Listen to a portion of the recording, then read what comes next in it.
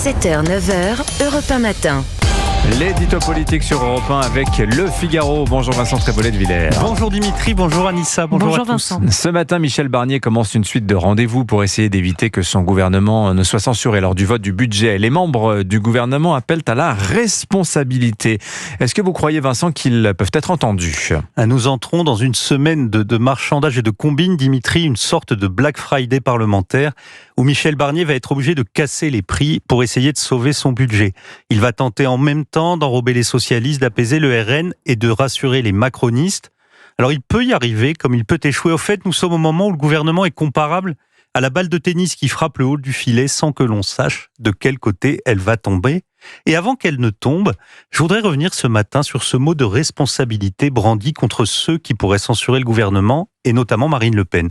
Il est évident que si la patronne du RN décidait de mettre fin à l'expérience Barnier, elle serait responsable à la veille de Noël d'une France sans budget et sans gouvernement, c'est-à-dire d'une crise politique certaine et d'une crise financière possible.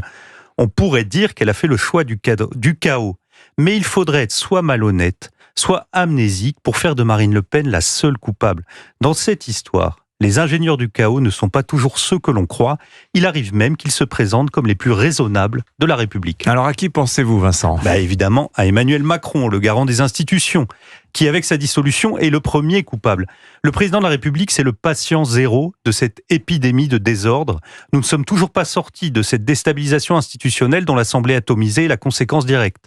Le chef de l'État a vite été suivi par les tenants du Front républicain, Gabriel Attal en tête, qui pour quelques sièges de plus ont fait entrer à l'Assemblée les insoumis ouvertement révolutionnaires. Et si l'on entre dans le détail parlementaire, on retrouve beaucoup de monde responsable de la grande confusion, notamment les macronistes et les LR qui ont ouvert le bureau de l'Assemblée à la gauche radicale, ce qui permet au NFP de lancer jeudi sans obstacle une dangereuse offensive contre la réforme des retraites. Mais ça n'est pas tout. Comme si la situation politique n'était pas assez inflammable, un nouvel acteur est venu déverser un camion d'essence sur les braises. Cet acteur ne se présente pas aux élections, il ne s'intéresse pas aux questions budgétaires, mais pourtant il est décisif dans cette histoire. Il s'agit, vous l'avez compris, du pouvoir judiciaire. Alors j'imagine que vous pensez, Vincent, au procès des assistants parlementaires du FN. Quel est le rapport avec le budget ? Il faut bien comprendre que ce procès qui se termine mercredi peut être le détonateur de la censure du gouvernement. Vous avez noté que jusqu'aux réquisitions du parquet, le ton de Marine Le Pen était beaucoup plus constructif. Mais aujourd'hui, elle n'est plus seulement la patronne du RN à l'Assemblée, elle est une femme menacée, je reprends ces termes, de la peine de mort politique. Or, qui participe à cette mise à mort ? Le parquet, bien entendu.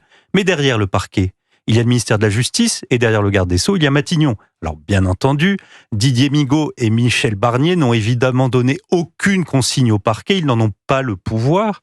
Mais il est vrai aussi que le parquet est sous l'autorité hiérarchique du garde des Sceaux, donc du Premier ministre et du Président de la République. Pour Marine Le Pen, ces derniers peuvent apparaître comme des acteurs passifs de sa mort politique programmée. Elle peut donc être tentée de riposter en condamnant le gouvernement Barnier à la peine capitale. Politiquement, ce ne serait pas raisonnable, mais on vient de le voir, Dimitri, depuis le mois de juin, la raison a déserté la vie publique. L'édito politique sur Europe 1. Merci Vincent Trébolet de Villers.